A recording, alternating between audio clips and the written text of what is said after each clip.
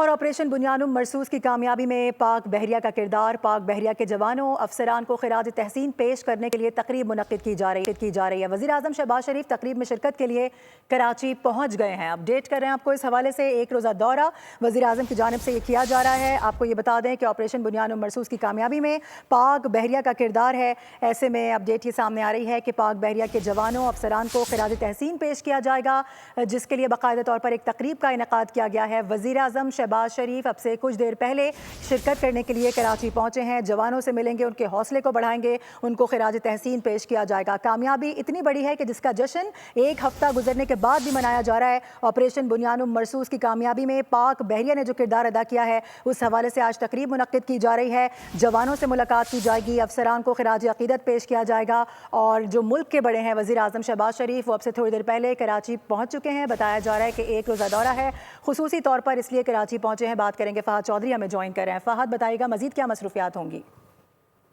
جی دیکھیے، وزیر اعظم شہباز شریف ایک روزہ دورے پر کراچی پہنچ گئے ہیں۔ لاہور سے کچھ دیر پہلے وہ روانہ ہوئے تھے کراچی کے لیے۔ وفاقی وزراء بھی ان کے ہمراہ ہیں۔ آج آپریشن بنیانم مرصوص میں جو پاک بحریہ کا کردار تھا، اس پہ خراج تحسین پیش کرنے کے لیے خصوصی تقریب کا انعقاد کیا جا رہا ہے، جس میں پاک بحریہ کے جوانوں اور افسران کو زبردست الفاظ میں خراج تحسین پیش کیا جائے گا۔ وزیر اعظم شہباز شریف جوانوں اور افسروں سے خطاب بھی کریں گے، اور اس خصوصی تقریب میں شرکت کے لیے وزیر اعظم شہباز شریف خصوصی طور پر آج کراچی پہنچے ہیں۔ صحیح ہے، ٹھیک ہے فہد، بہت شکریہ۔